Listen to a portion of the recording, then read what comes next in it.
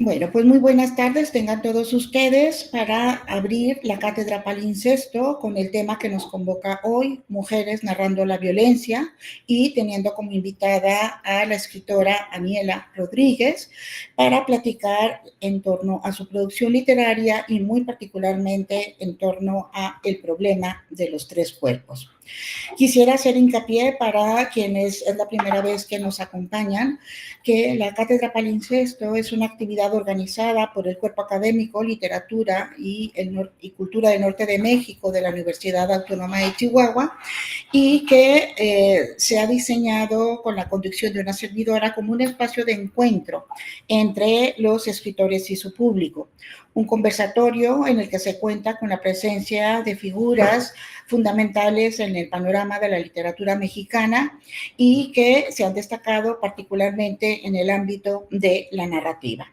El nombre de esta cátedra pues se debe en cierta forma al vocablo que alude al hecho de volver a escribir un nuevo texto sobre uno que ya existía. En cierta manera, el conversar sobre un texto literario en ese encuentro entre el autor y el lector posibilita el hecho de que a través del diálogo y la palabra compartida se vuelva al texto original.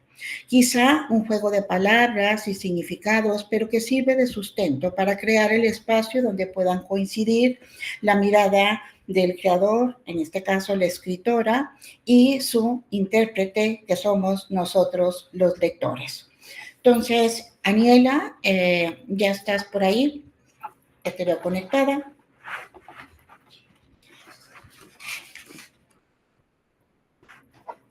Bueno, mientras voy dando la semblanza de Aniela, porque ya parece que ya se ingresó. Bueno, Aniela Rodríguez, orgullosamente chihuahuense, me, me da... me da un no sé qué, porque tengo un especial cariño, porque, bueno, fue una alumna muy talentosa dentro de la licenciatura, y el ver toda su trayectoria en el mundo de las letras, pues nos llena de orgullo y de emoción, y que ahora podamos seguir compartiendo el diálogo desde otros ámbitos. Eminentemente narradora, y cuando también ha tenido una incursión en la poesía, obtuvo el Premio Chihuahua de Literatura con El Confeccionador de Deseos en el 2015, el Premio Nacional de Cuento Joven Comala con El Problema de los Tres Cuerpos en el 2019 y el Premio Internacional de Literatura Aura Estrada con Estado de Gracia, donde el jurado externó que, y cito, hermosa y desgarradora, delicada y dura, visceral y dolorosa, la prosa de Rodríguez presenta personajes que son inseparables de su entorno mientras atraviesan el peligroso paisaje de su mundo y del corazón humano. Fin de cita. Quizá esta somera descripción nos da una tónica de lo que es el ámbito en lo que se ha ido desarrollando en el mundo ficcional de Aniela. Déjenme ver si ya está conectada, sí. Sus cuentos han sido traducidos al inglés, al italiano y al chino. En 2021 fue elegida como una de las mejores narradoras jóvenes en español en la década por la revista Granta. Actualmente es becaria de la Bouchard Foundation on Literary Arts. Aniela, seas bienvenida. Hola, maestra Mónica, muchas gracias. Ay, te veo ya tu imagen y bueno, recuerdo la jovencita y bueno, se ve cómo has madurado en muchas cosas. Entonces, agradezco. Qué bonita. Muchas gracias. La presencia, el espacio y el ánimo para continuar un diálogo que a lo mejor se quedó pendiente y que ahora reanudamos con el pretexto de este texto que hoy nos convoca, pero que también nos invita a hablar sobre un tema que de alguna manera sigue siendo fundamental en lo que es la literatura mexicana contemporánea. Entonces, bueno, a mí me gustaría empezar por dilucidar el título del libro, que has expresado, bueno, que tiene una alusión a un problema de la física moderna, donde, bueno, interviene un tercer cuerpo y se altera todo, ¿no? Y entonces y tratando de hacer una metáfora de la vida, como lo ha señalado en una entrevista, cuando un objeto extraña entra en la dinámica en la que estamos inmersos y todo esto se trastoca, ¿no? Entonces, bueno, ¿cómo hay esa visión que sirve como detonadora de tener una representación de estas amenazas que de alguna manera siempre están al acecho y que cambian el curso de nuestras vidas? Bueno, primero que nada, gracias a todas, todos y todes por estar aquí. Estoy muy feliz de volver a las clases, de volver con la maestra Mónica, esas clases tan bonitas. Y nada, me da como mucha emoción volver a este lugar que me vio crecer, a estos pasillos que me vieron formarme de muchas formas. Em, y respecto a la pregunta, creo que yo creo que escribo principalmente sobre mis miedos, ¿no? Y eso tiene que ver con el título del cuento, porque uno de mis más grandes miedos es a la vastedad del universo, ¿no? O sea, como que pienso en la idea del cosmos y la idea de infinito, y que tiene que ver también con mi miedo a la ciencia, ¿no? O por decirlo así, una especie de repelús a este conocimiento tan abstracto, por ejemplo, como las matemáticas o como la física, ¿no? Que son además, vamos, formas del hombre de explicar su realidad, ¿no? O sea, creo que en primer lugar tiene que ver con acercarme a uno de esos grandes miedos, que es el miedo al vacío, el miedo al todo y a la nada. Eh, pero a la vez también tiene que ver con este otro miedo también a la alteración de las vidas humanas, ¿no? Que puede ser el destino en los griegos clásicos, ¿no? Eh, y creo que, no sé, o sea, creo que juego un montón en ese título y para tomar esa decisión, ¿no? Que yo estaba en un momento en el que me sobrecogían estas cosas, ¿no? De no saber dónde estaba varada, de sentir que el universo era tan grande que nunca iba a terminar de comprenderlo, e incluso en el libro hay un cuento sobre ciencia, ¿no? Eh, y tiene que ver con eso, con ese sentido de perderte, ¿no? O sea, en este sentido también es una analogía a, bueno, el problema de los tres cuerpos es imposible de resolver, ¿no? El problema de los tres cuerpos, que de hecho también tiene un significado con el número de cuentos, ¿no? El problema de los tres cuerpos se puede resolver con una serie de ecuaciones que la serie de ecuaciones se conforma de 10 ecuaciones, ¿no? Hice el libro con 9 cuentos para dejar como la ecuación incompleta, ¿no? Entonces, el problema de los tres cuerpos nunca se resuelve en la física, solo existen aproximaciones.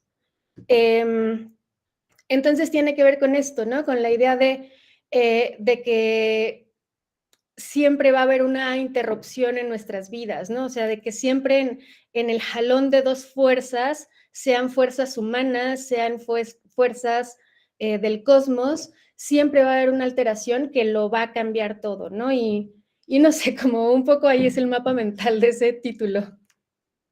Claro, y bueno, trasladándolo también a lo que quería conversar contigo, cómo eso se relaciona también con la violencia, ¿no? Inmersos en un momento actual donde no solamente esa sensación del vacío, sino como tú dices, la incertidumbre y esas amenazas constantes que se derivan de la violencia social y que de alguna manera contamina todos los espacios, ¿no? Entonces, ¿cuáles son los desafíos de alguien pues, tan joven como tú que se enfrenta a esta realidad tan compleja de representar? ¿Sí? Con esa violencia tan inusitada, porque algo que me llama la atención de tus personajes, que son personajes que sienten el miedo, la ansiedad, la desesperanza, pero también una fuerte rabia.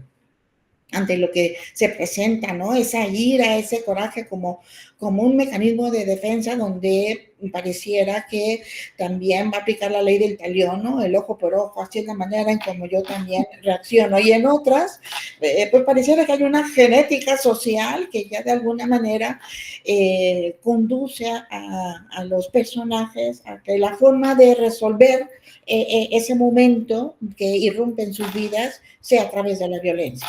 ¿Sí? Entonces, ¿cómo abordas tú este escenario de la violencia en la literatura mexicana?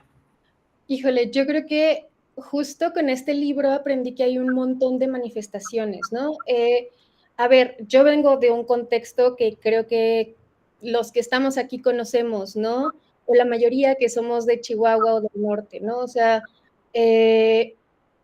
nos tocó crecer en una realidad donde justo yo en la universidad no me podía ir de fiesta a un bar, ¿no? O sea, teníamos que encerrarnos en las casas de los amigos, ¿no? Y, y vengo también de un contexto donde mi papá fue policía, ¿no? Y donde mi papá tuvo muchos encontronazos con la violencia, pues sí, con el narcotráfico, ¿no? Pero más allá como de esta historia, eh, creo que como latinoamericanos, ya no solo como norteños, ¿no? Ya no solo como mexicanos, como latinos, estamos expuestos a formas de violencia sistemática todos los días, ¿no?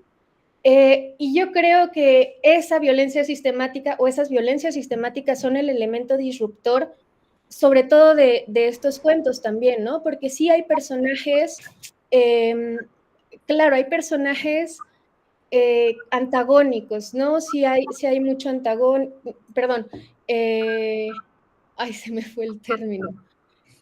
Protagonistas, antihéroes, perdón. Bien. Hay muchos antihéroes en mis personajes, pero a la vez todos tienen un trasfondo como pesado, ¿no? Y ese trasfondo pesado es justamente el río del sistema, no importa qué sistema, ¿no? En algunos cuentos el sistema opresor es el gobierno, en otros cuentos es el narcotráfico, en otros cuentos, no sé, ¿no? Como en el del Güero Hidalgo, que es un cuento donde el sistema es el no poder cumplir tus sueños, ¿no? Por las condiciones de marginalidad, por la pobreza, por el rezago, ¿no? Y creo que eh, esos son los verdaderos motores de estos personajes, ¿no?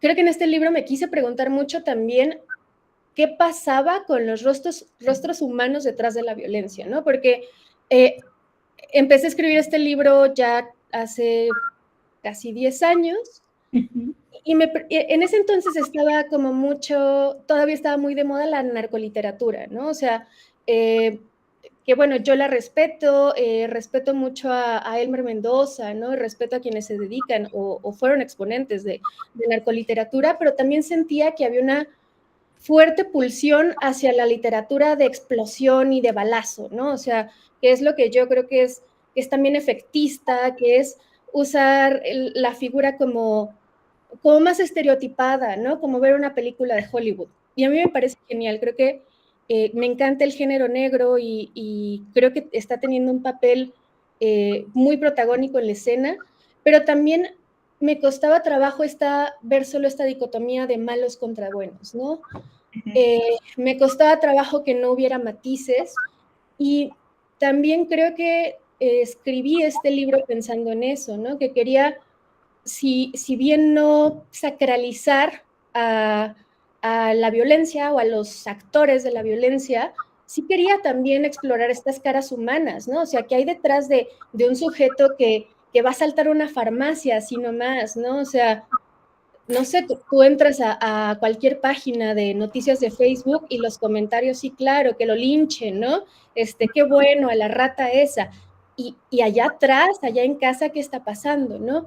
Y, y justo eso me detonaba en ese momento, ¿no? Me detonaba saber qué fuerzas había detrás y no sé, o sea, en ninguno de estos personajes la fuerza es concretamente su maldad, ¿no? No es concretamente pues una característica inherente a él, sino que trae un sistema cargando que al final lo derrota, ¿no? Claro. Y mira, me llama la atención el que señalas que no querías crear personajes tanto de la tipificación del antihéroe, pero creo que sin caer en una apología de la violencia ni en cuestiones de crear un mito de estos personajes donde se encarna el mal, creo que su comportamiento en ciertos momentos es heroico, porque es una manera de subsistir, o sea, como que es la correspondencia con un medio que es tan hostil que no queda de otra, ¿sí? O sea, ahora sí que vamos a decir, hemos visto en mucha literatura que el Estado no imparte justicia, que entonces la justicia es por mi propia mano, ¿no? Entonces, el panorama es de mucha crudeza para entender ese lado humano de los personajes, ¿no? Sin que se caiga en actitudes viles o inhumanas, como que llega un momento en que tú dices, pues es que son hasta cierto punto víctimas, pero también son personas que tratan de salir adelante, a como sea, o como la vida les ha enseñado, ¿no? Y entonces hay otra cosa que también en estudios de literatura latinoamericana se hace mención de con esta ola de violencia que parece que ha persistido durante todo el siglo XX y particularmente en el XXI, cómo narrar el horror. Y luego tú has señalado, bueno, la influencia del que fue tu maestro, Ignacio Padilla, y de alguna manera apuntalar a ese ángulo del horror. ¿Cómo lograr el balance entre esa visión horrenda del mundo donde habitan estos personajes que en algún momento desafían toda cuestión moral, religiosa, social, política de gremios, y luego con un lenguaje que también oscila en la crudeza, en golpearlo a través de las expresiones, pero para reforzar la oralidad, pero también arropado por muchas imágenes poéticas. Entonces, ¿cómo hilvanas todos esos elementos? Ya, sí. Híjole, yo creo que, a ver, hace mucho tiempo, cuando estaba muy niña y que apenas empezaba como a leer, uno de los primeros libros que leí fue Aura de Carlos Fuentes, ¿no? Y, y más allá de hablar de Aura, que me parece una gran novela, en la solapa de Aura, de esta edición que yo tenía, estaba una frase que no me acuerdo quién había hecho el texto de la solapa, creo que Pacheco o algo así, pero estaba una frase que a mí nunca se me olvidó, que decía, para referirse a la atmósfera de Aura, decía, esa zona del arte donde el horror engendra la hermosura. Y eso a mí me pareció bellísimo, ¿no? En ese momento, y se me quedó como muy grabado, ¿no? Y creo que, no sé, o sea, siento como siempre he sentido esta necesidad de buscar como, creo que es el lado optimista de las cosas, ¿no? Que creo que que tiene que ver mucho con el lenguaje, ¿no? Y con cómo siento que el lenguaje es fundamental o la piedra fundacional de la narrativa, ¿no? Por lo menos en lo que yo escribo, o sea, creo que, o sea, a partir del lenguaje podemos también matizar un poco ese error, ¿no? Yo creo que eh, a mí me satisface más llegar al final de algo que escribí y que puedes ir siguiendo el curso, ¿no? O sea, puedes ir sintiendo que sube y que baja y que va como penduleando el cuento, ¿no?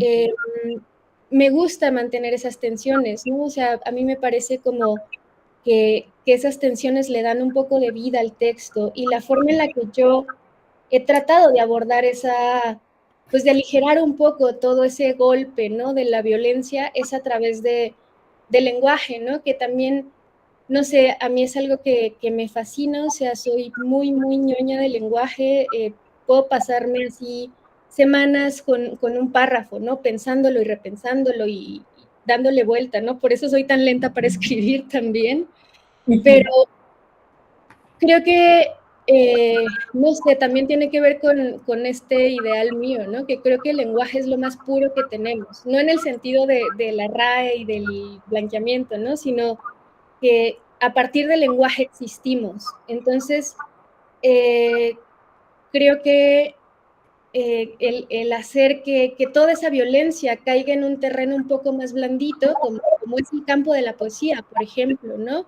Creo que eso aligera las tensiones, ¿no? O sea, creo que tiene todo que ver o sea, creo que todo está entrelazado, la violencia, el lenguaje y el uso de estas voces poéticas, porque como que modulando, jugando con esos elementos, yo me siento cómoda, ¿no? Creando esas tensiones y distensiones. O sea, siento que puedo invitar más a mi lector, ¿no? Que puedo construirle un universo también.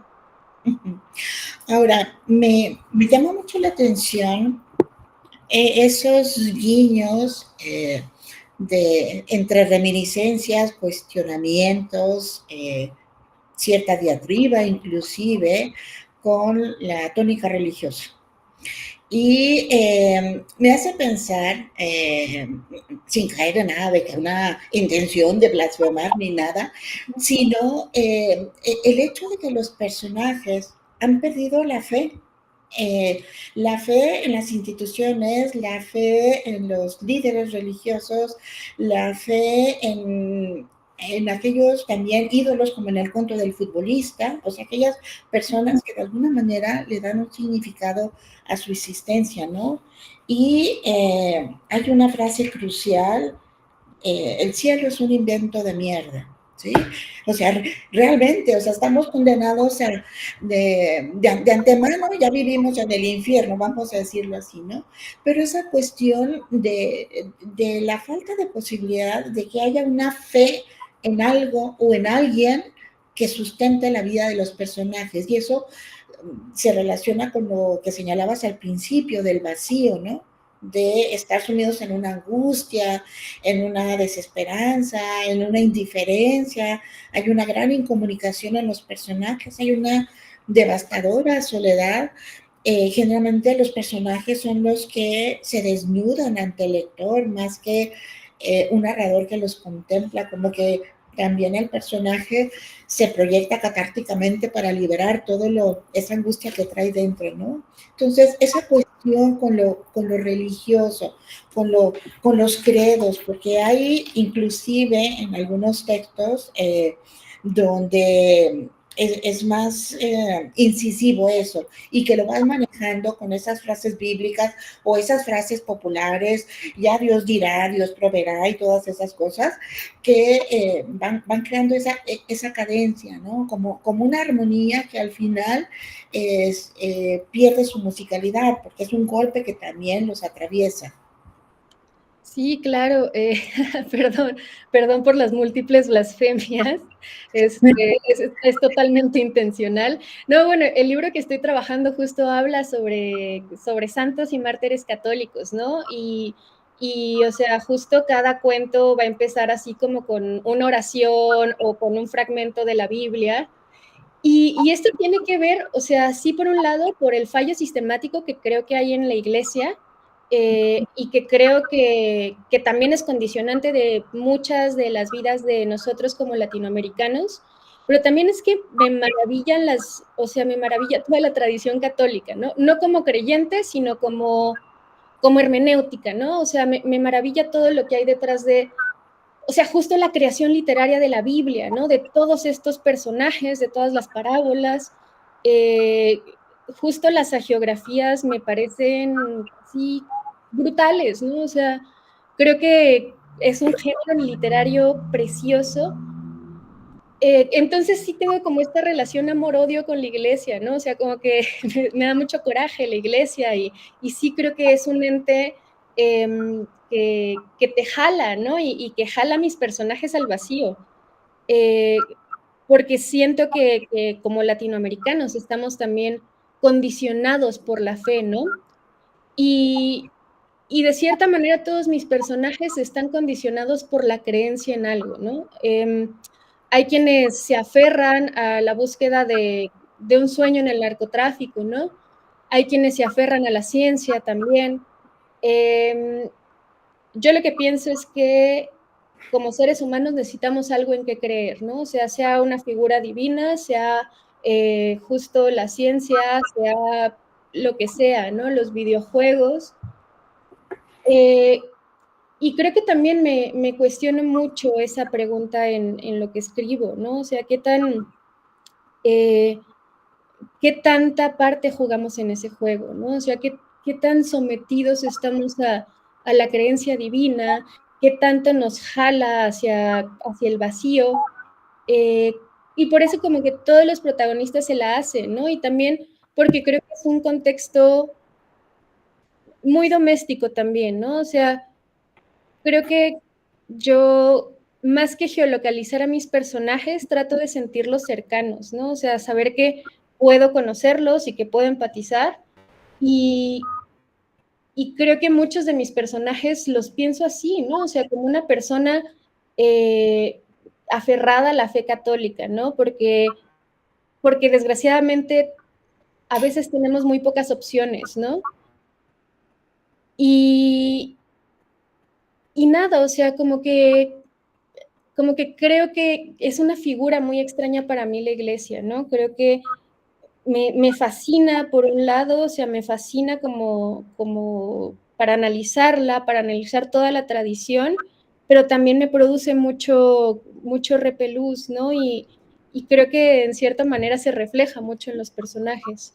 Claro, mira, yo lo veía desde esta forma, también con una fina ironía, ¿no? Por eso, sí, ante ojos de algunos muy conservadores, sí, bueno, a lo mejor puede considerarse que te pasaste de la rayita moral, pero creo yo que lo importante es plasmar una sociedad donde hay varias instituciones que ostentan el poder y la iglesia es uno de ellos.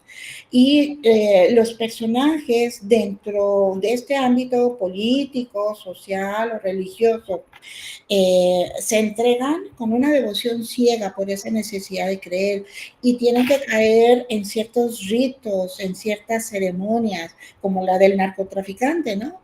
O sea, el que una situación lo ve involucrado y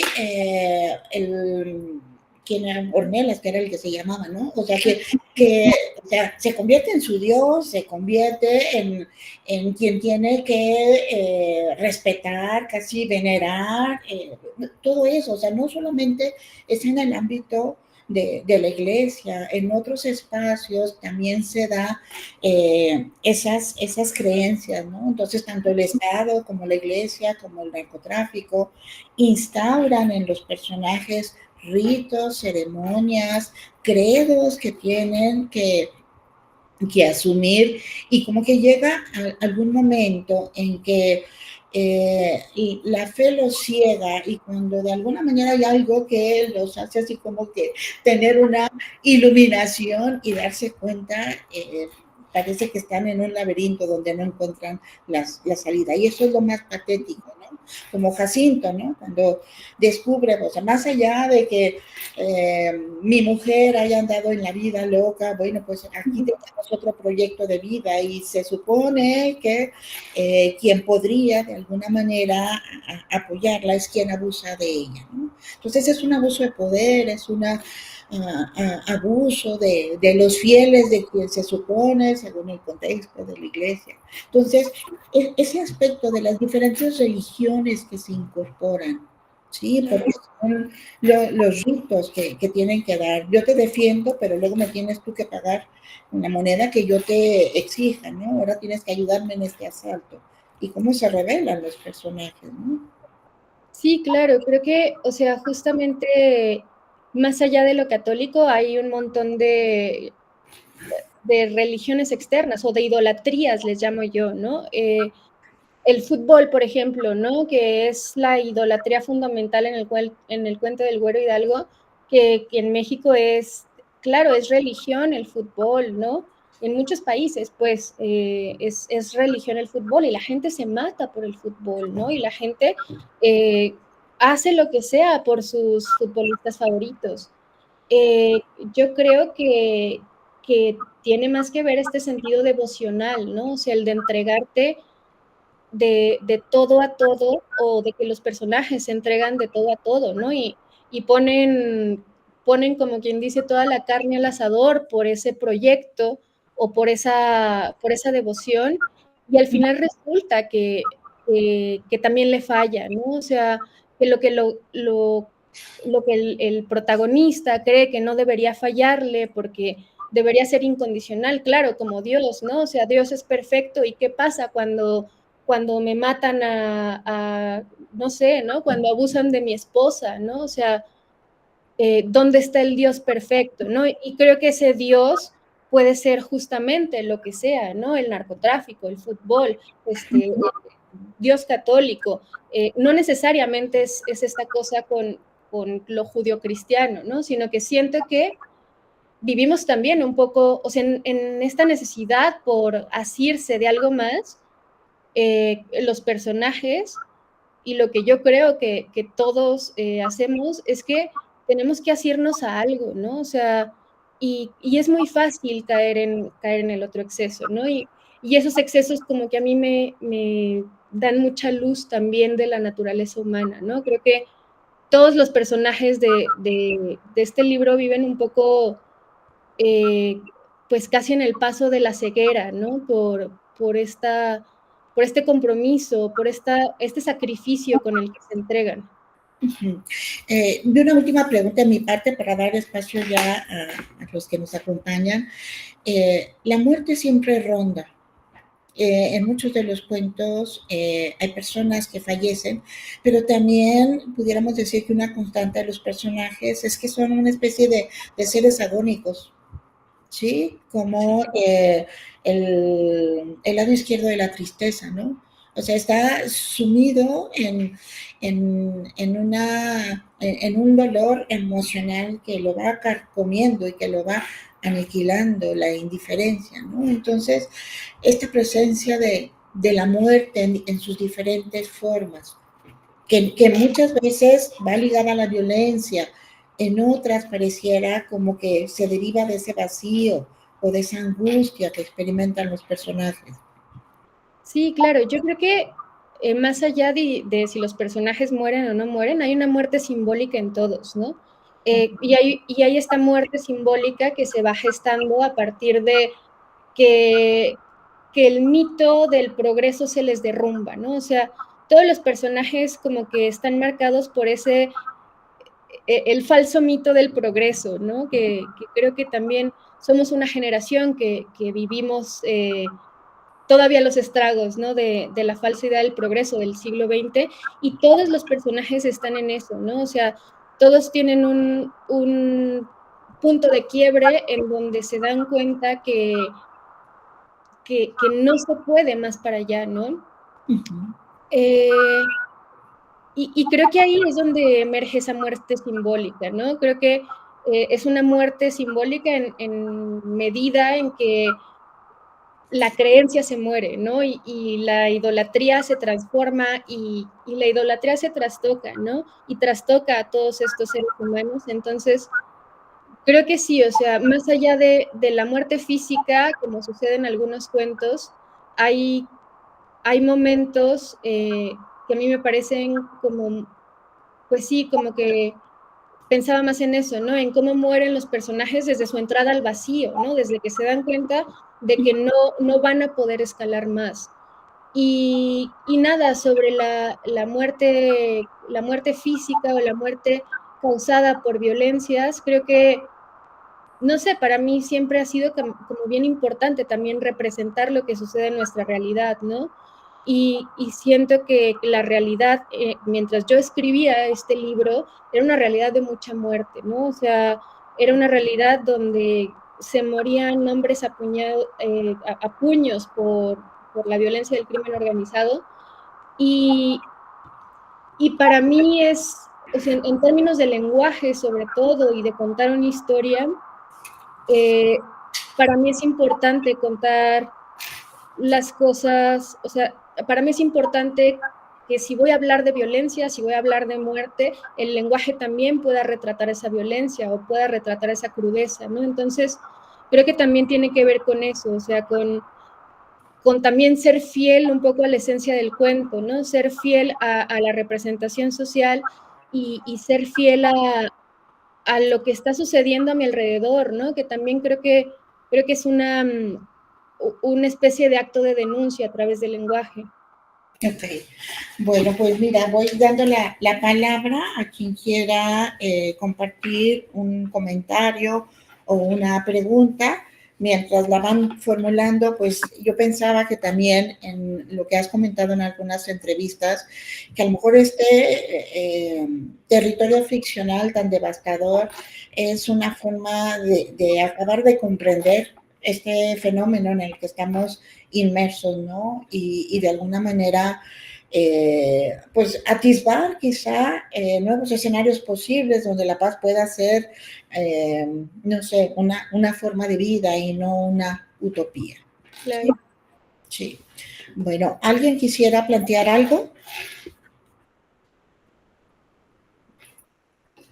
Porque si no, yo sigo preguntando. No, me prometo. ¿Sí? Rodrigo, adelante. Hola. Mucho gusto, Daniela. Perdón porque ando un poco mal de la garganta, pero me disculpo. No, no Eh, hay problema.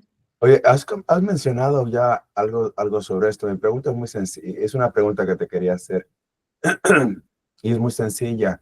Y lo digo precisamente por algunos de mis alumnos que a veces tienen también estas ganas de escribir un poco. Y tú ya has comentado algo sobre la experiencia tuya, ¿no? Del escribir. ¿Qué piensas? Bueno, algo que yo he notado con algunos de los chicos, estudiantes, por cierto, estoy en la Universidad del Sudeste de Luisiana. Ay. Acá es donde estoy, y mis estudiantes están acá también. Bueno, algunas de las experiencias que ponen en sus escritos, ya sea algún poema, algún cuento que quieren empezar a hacer. Sus experiencias vienen a través de lo que ven ahora en los medios sociales, o cómo le llaman las comunicaciones, las redes Pues, sociales de Facebook. Y de hecho tú mencionaste algo sobre eso, ¿no? Que aparece una noticia y después aparece una serie de comentarios acerca de eso. claro. Entonces, claro, en el pasado, quizá nuestra generación anterior a todo esto, pues teníamos la televisión, los periódicos, por supuesto, pero también mucha de la experiencia propia de lo que veíamos alrededor, ¿verdad? En nuestro barrio, los vecinos o la familia. Pero hoy día, no sé, quizá porque estoy yo conviviendo con chicos de veintitantos años, esta generación están muy metidos en la experiencia que ven a través del teléfono, la pantalla de la computadora. ¿Qué piensas tú sobre esto? Simplemente tenía esta duda. Creo que, ay, perdón, mi perrita se mete en la cámara. Este, sobre las redes sociales, a ver, yo odio las redes sociales, o sea, ya llegó un punto de mi vida en el que ya no pude más, ¿no? Entonces, sí, o sea, no voy a dar un consejo personal porque lo estaría dando muy sesgado y van a decir que estoy muy viejita, pero no, no estoy tan viejita, nada más me caen mal. Este, pero creo que las redes sociales, cuando justamente yo empecé a escribir o yo estaba en la universidad, empezaban apenas a tener mucho auge, ¿no? Creo que ahorita lo que pasa es que, no sé, se ha vuelto también como un mundo todopoderoso, ¿no? Y creo que, a ver, hay muchas armas de doble filo, pero creo que siempre lo ha habido, ¿no? Creo que, eh, no sé, o sea, a mí lo que me parece que logran las redes sociales es que ahora veo mucho más contenido educacional, por ejemplo, ¿no? Mucho más contenido para reconocer si no sé si tienes síntomas de alguna neurodivergencia, pero es cierto que también hay mucho acceso a la violencia, ¿no? Creo que, no sé, a mí me parece como importante también porque, a ver, ya sí les voy a dar mi experiencia personal, porque sí creo que en algún momento, para mí, fue muy importante alejarme un poco de redes sociales porque de repente empecé a sentirme muy sobresaturada, ¿no? Sobresaturada de imágenes, sobresaturada de noticias, de personajes de los que no quería saber yo, ¿no? O sea, son demasiadas cosas que meter en la cabeza, o sea, sí, o sea, creo que para mí no funcionaron por eso, ¿no? Y bueno, o sea, creo que hay que darle la importancia en la que están en la vida, ¿no? O sea, creo que no hay que darle más importancia de la que se merecen en nuestra vida diaria, ¿no? O sea, a mí me parece que como escritores o como futuros escritores o aspirantes escritores, lo que tenemos que hacer es aprender a escuchar un montón. Para mí es como el consejo más grande que les doy, fuera de decirles que se queden en redes sociales o se vayan de redes sociales. A mí lo que me sirve es escuchar testimonios, ¿no? O escuchar a la persona que está al lado mío, eh, o escuchar a la gente que va en el transporte público, ¿no? Y eso no me pasa en redes sociales porque no sé quién está hablando de verdad y quién está siguiendo un guión, ¿no? Al estar expuestos a redes sociales, los influencers están siguiendo un guión, o sea, ténganlo en cuenta porque, a ver, como escritores aprendemos a trasladar el lenguaje que tenemos a la mano, ¿no? Y que necesitamos armar las piezas un poco de ese lenguaje para construir a nuestros personajes. ¿Qué pasa si solo consumimos la vida de redes sociales, de los influencers, ¿no? Pues claro, hay un guión, hay una estructura, hay matices, está corregido por inteligencia artificial, quién sabe, se le hizo un redactor. Y entonces, cuando queremos escribir, claro, llega un texto robótico, ¿no? O sea, que tiene las emociones medidas, ¿no? Y no, la literatura no es, o sea, según yo, la literatura es desborde, ¿no? Y es todo para afuera, y es salirte de ti mismo, ¿no? Y por eso el lenguaje creo que tiene que ser desbordante, ¿no? O sea, yo creo que en las redes lo que pasa con ellas es que el lenguaje está contenido y está un poco como agarrado con cuerdas. No tiene nada que ver que lo consuman, no es ningún juicio sobre consumo, pero sí hay que saber eso, ¿no? O sea, si vamos a nutrirnos solo del lenguaje de redes sociales, pues claro, nuestro lenguaje quizás no va a ser tan diverso para retratar a nuestros personajes, ¿no? Y yo creo que necesitamos, como les dije, tener la empatía necesaria, no para conocerlos a través de lo que una pantalla nos dice, ¿no? O no solamente, pues, sino de también hacer el esfuerzo de conocerlos de viva voz, ¿no? De saber cómo habla realmente una persona así.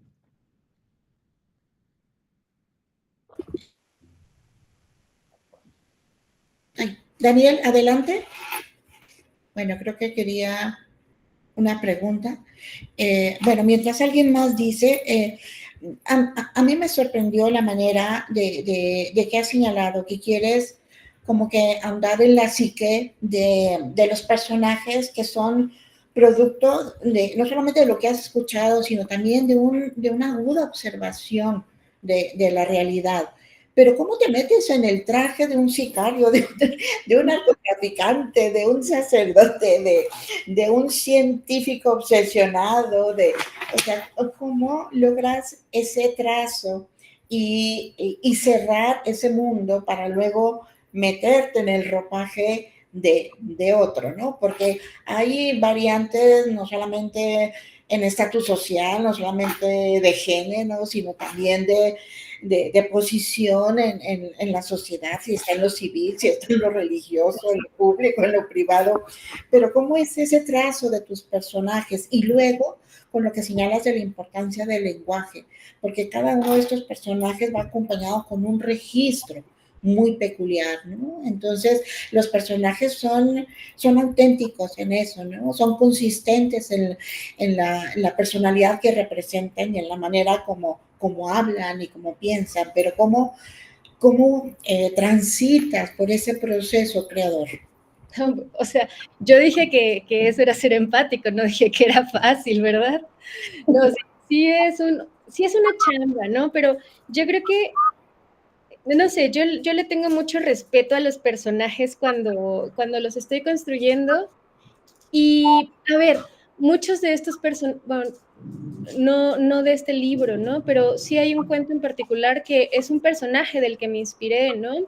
El cuento de Instrucciones para perder los zapatos es, bueno, Elías sí existió, ¿no? Y más o menos su historia es parecida. Y a mí me lo contó mi papá porque estuvo internado en la cama de frente, ¿no? Del Seguro Social.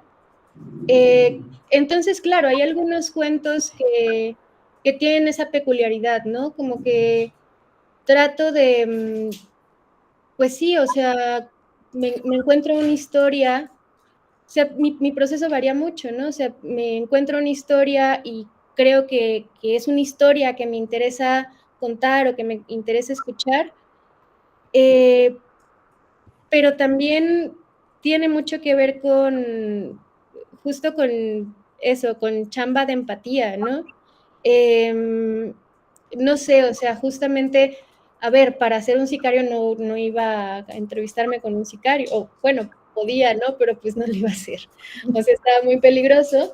Y ahí sí creo que voy a dar el consejo más básico de toda la vida, que es, o sea, hay que leer y no solo hay que leer, pues, ¿no? Hay que ver películas, y hay que ver documentales, y hay que ver entrevistas, y hay que buscar notas sobre eso, o sea, yo me eché un clavado al blog del narco, ¿no? Me eché un clavado a las páginas de chismes sobre narcos, algunas cuentas de Instagram, así en su momento de narquillos, así, o sea, digo, con la distancia que creía prudente, pero claro, empecé a acercarme un poco a cómo era eso, ¿no?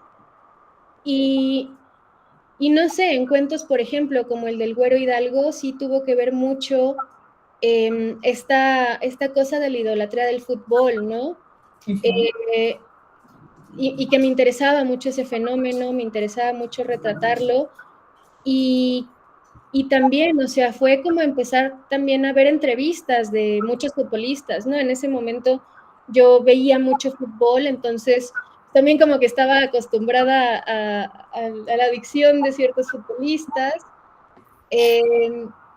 Y así, o sea, creo que sí, para mí es bien importante tenerle un respeto muy grande al personaje, o sea, no basta con imaginarnos sus características superficiales, creo que hay que hacer un trabajo de profundización y un trabajo de investigación y un trabajo de empezar a escuchar su voz en otros lados, ¿no? Que no necesariamente le vamos a copiar la voz a otra persona, ¿no? O sea, yo no le voy a copiar la voz a Fernanda Melchor porque pues no es lo mismo, ¿no? Pero sí escuchar las representaciones, ¿no? Cómo representan los otros escritores a un sicario, ¿no? En estos tiempos. Cómo está representada o cómo habla una mujer de México en estos tiempos, cómo la representan otros escritores, cómo habla en las películas, cómo habla en los TikToks, ¿no? En Instagram, en YouTube, en lo que sea, ¿no? O sea, hay que escuchar bien a los personajes. Y creo que una parte bien importante de la credibilidad de un texto y de romper esta barrera entre el autor y el lector tiene que ver con eso, con qué tanta fluidez decidimos que tengan nuestros personajes, ¿no? Pero sí, o sea, creo que tiene que ver con estudiar profundamente todas sus fuentes, ¿no? Y no solo dejárselo al azar o al yo creí que así se oía bien, ¿no? O sea, y creo que para mí es ya ritualístico también, como que siento que sí tengo que empaparme un montón, porque también, pues sí, esta es una cosa ya más de ritual, pero justo, siento que le debo algo al personaje, ¿no? Siento que le pido permiso así, ¿no? Rindiéndole como un respeto. Oye, Aniela, y bueno, has dentro de tu trayectoria con estos libros y que también es una incursión en poesía y que trabajas también muchos artículos, que has tenido reconocimientos importantes. ¿Qué implicaciones representan estos premios? ¿Qué nuevos retos, desafíos, el que te pongan en una de las promesas de la narrativa, que estés en un ranking? ¿Y cómo dialogas con las escritoras y escritores de tu generación? ¿Dónde sientes que tú te posicionas? Y eh, seguirás prioritariamente en la narrativa, ya estás maquinando el agarrar el toro por los cuernos de la novela, o todavía estás en un proceso de fincar en el cuento. Bueno, yo creo que ahorita estoy terminando un libro que justo es el libro con el que gané el premio Aura Estrada el año pasado. Y bueno, ese libro es de cuentos también. Es un libro que ya tenía un poco rezagado, que volví a escribir, que igual cuenta, o sea, toma de pretexto la vida de santos y mártires, pero para hablar de violencias, ¿no? Creo que, o sea, lo estoy terminando ahorita y estoy empezando a escribir una novela, ahora sí ya por fin. Y es un reto muy raro porque nunca he escrito novela. Yo la verdad creo que soy eminentemente cuentista, o sea, creo que el cuento es mi género favorito por mucho y aprendí a leer o a que me gustara la literatura con cuento, ¿no? O sea, Edgar Allan Poe fue mi primer autor favorito, ¿no? Y no sé, o sea, le tengo mucho cariño al cuento. Tengo por ahí algunas cosas de poesía, pero creo que por lo pronto no van a salir. Eh, no, pero creo que para mí es bien importante la poesía dentro de la misma narrativa, ¿no? O sea, porque para mí, pues, ¿no? O para mi narrativa, sí, sí me gusta mucho viajar en el lenguaje poético, ¿no? Me gusta mucho la posibilidad de crear también imágenes a través de la narrativa, ¿no? Me gusta justo, no sé, o sea, me gustan mucho tendencias como el neobarroco, ¿no? O sea, que juega mucho con el poder de las imágenes como sobrecargadas y llenas de vida. Y es el papel que juega la poesía en mi vida también, ¿no? Creo que independientemente de que la escriba o publique un poemario, no hay forma como de quitarme también esa herencia de la poesía. Y pues nada, creo que sobre lo de mi posicionamiento, creo que, no sé, o sea, me gusta mucho dialogar con las obras de mis contemporáneos, ¿no? O sea, me gusta mucho, leo muchos contemporáneos, leo sobre todo lo que se publica ahorita en México, en Latinoamérica o en España, ¿no? Prioritariamente leo autoras y autores que publican como primera lengua en español. Y nada, creo que, eh, no sé, lo de la expectativa a futuro, no sé, la verdad, o sea, yo sí creo que mi proceso creativo es un poco atípico también, no publico mucho, no publico como muchos de mis amigos, ¿no? Pero tiene que ver mucho también con que me clavo muchísimo en mis cosas, ¿no? O sea, me clavo muchísimo en un cuento, me clavo muchísimo en lo que hago y luego le doy vueltas de más, ¿no? Pero nada, pues creo que, no sé, ahorita me siento como en un momento, pues, bueno de mi carrera como escritora, creo que no sé, o sea, estoy como muy agradecida con todo lo que ha pasado en los últimos años. No sé, o sea, la verdad creo que me siento muy bien. O sea, mi próximo libro sale el año que entra, no sé si a principios de año. Y pues nada, eso me tiene como a la expectativa. Y pues eso, ¿no? La verdad es que la vida de escritor es un sub y baja, ¿no? Uno nunca sabe qué va a pasar, pero pues es una carrera de aguante, afortunadamente. Claro. Tenemos una pregunta de Georgina Castro que dice, ¿la realidad en el cuento de alguna forma crees que tiene la posibilidad de generar una luz de esperanza ante tanta realidad que nos rebasa de crueldad?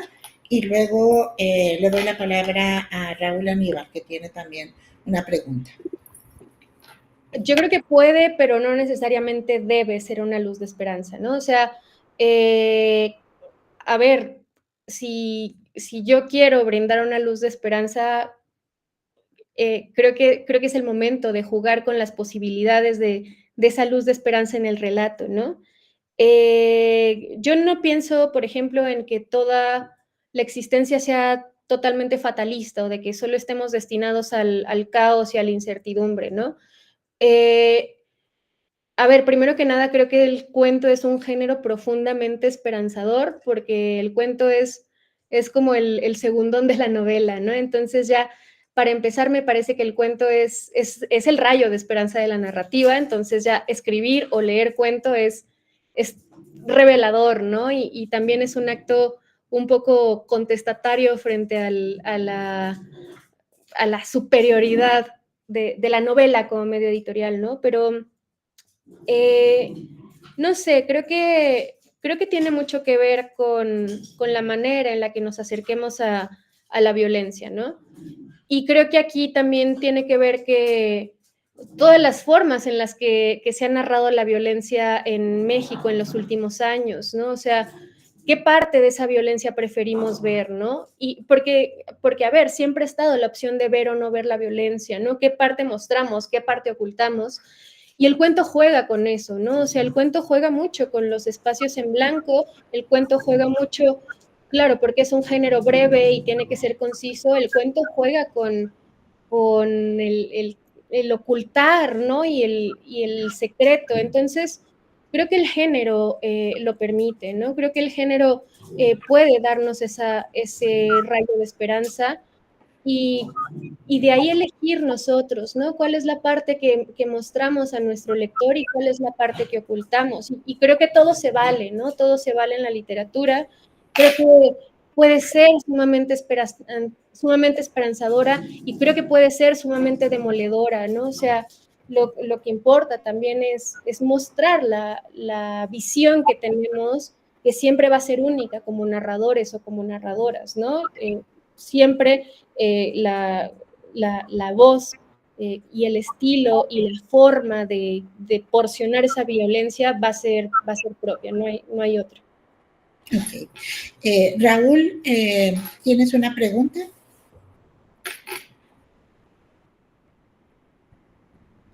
Abre tu micrófono. A ver, ¿ya se escucha? Hola. Ya. Ya. Hola, Ay, qué gusto verte. igual. Un poquito más fuerte porque te oyes muy bajito. Creo que ya me contestaste un poco con la respuesta anterior. Era una pregunta, pues precisamente sobre el poder del relato, ¿no? Cómo al escoger narrar estas vidas o estas voces marginales en el gran discurso de lo que es la violencia mexicana, sí creías que podíamos ver de una forma diferente todo lo que estaba sucediendo y si esto ayudaba de alguna manera a resignificar lo real, ¿no? No es que la literatura tenga que hacer algo en sí, más que estar bien, ¿no? Pero, digo, siempre hay como intenciones ulteriores o que nos sobrepasan. Y otra pregunta que tenía es que, bueno, también escribes ensayos. Yo he leído algunos ensayos tuyos, también me gustan mucho. Y es una voz muy diferente. Entonces quería preguntarte cómo, pues, ¿en qué te enfocas cuando estás ensayando? Es una voz muy personal, de alguna manera el cuento es polifónico y uno puede como esconderse ahí, pero Claro. en el ensayo hay una voz muy personal y, bueno, pues esa era mi pregunta, ¿no? ¿En qué te enfocas? ¿Qué es lo que buscas? ¿Qué es lo que estás esperando que sienta el lector? Ay, creo que creo que sí soy muy sádica, la verdad. O sea, cuando escribo ensayo o la mayoría de los ensayos que escribo como que salen a partir de algo que me duele, ¿no? O algo que me sobrepasa sobre todo. O sea, no sé, para mí fue muy revelador empezar a escribir ensayo, o sea, como que empecé a hacerlo más constantemente durante la pandemia. Tomé un curso con Mariana Oliver, que gran ensayista, si tienen oportunidad, léanla. Y, y no sé, o sea, a partir de ese taller como que empecé a trazar ese camino, ¿no? O sea, creo que también me daba mucho pudor, o a muchos nos da mucho pudor escribir ensayo, ¿no? Sobre todo ensayo autobiográfico, que puede ser también, claro, yo en el cuento tengo como regla, y no quiere decir que todo el mundo la tenga, ¿no? Pero sí tengo como regla poner una barrera, ¿no? Con mis personajes, porque para mí es muy agotador, ¿no?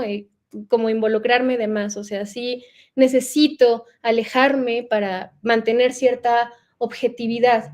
Y con el ensayo hago totalmente lo contrario, ¿no? Y es una cosa, primero creo que es una cosa bien sanadora escribir ensayo, o sea, para mí ha sido muy catártico, ¿no? O sea, más allá de la poesía, como muchos empezamos a escribir, ¿no? Poemas de amor a nuestros novios y demás. Creo que el ensayo es un género sumamente visceral, ¿no? Y para mí no puede ser más que visceral, o sea, porque surge de nosotros mismos, ¿no? Y a partir de eso, no sé, o sea, siento que mucho de lo que ensayo tiene que ver también con la incertidumbre y con lo que no me puedo explicar de mis días, ¿no? Creo que es el motivo por el que escribo en general, el tener siempre preguntas de que sé que nunca voy a poder responderme, ¿no?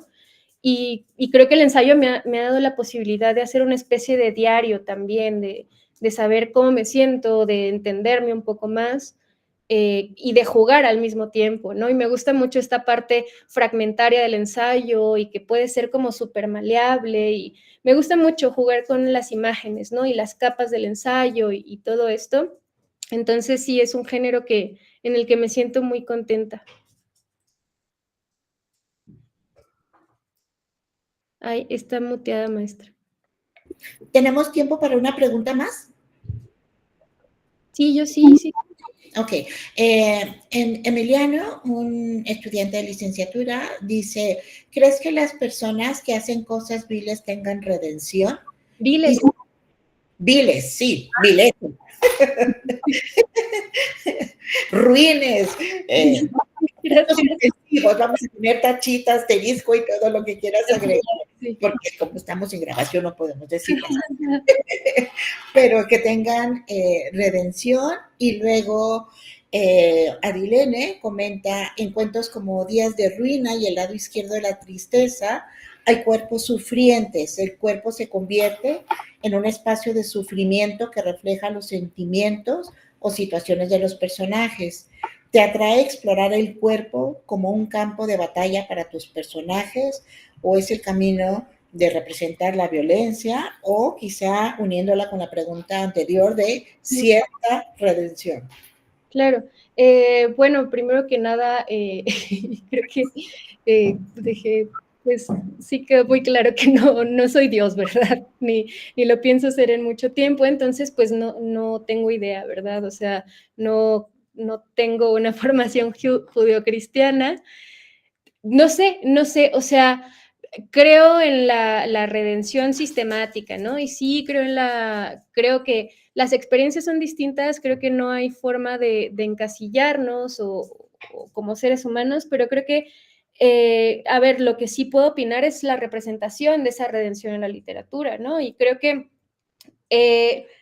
para, o sea, entender también a estos personajes que pueden ser marginales, que pueden ser personajes periféricos, ¿no? O alejados del propio sistema, también puede ayudarnos a entender un poco esas dicotomías, ¿no? Entre preguntarnos cuándo se necesita la redención, ¿no? O sea, les voy a contar una anécdota así bien básica pero que es algo que me cambió, o dos que me han cambiado mucho siendo escritora, ¿no?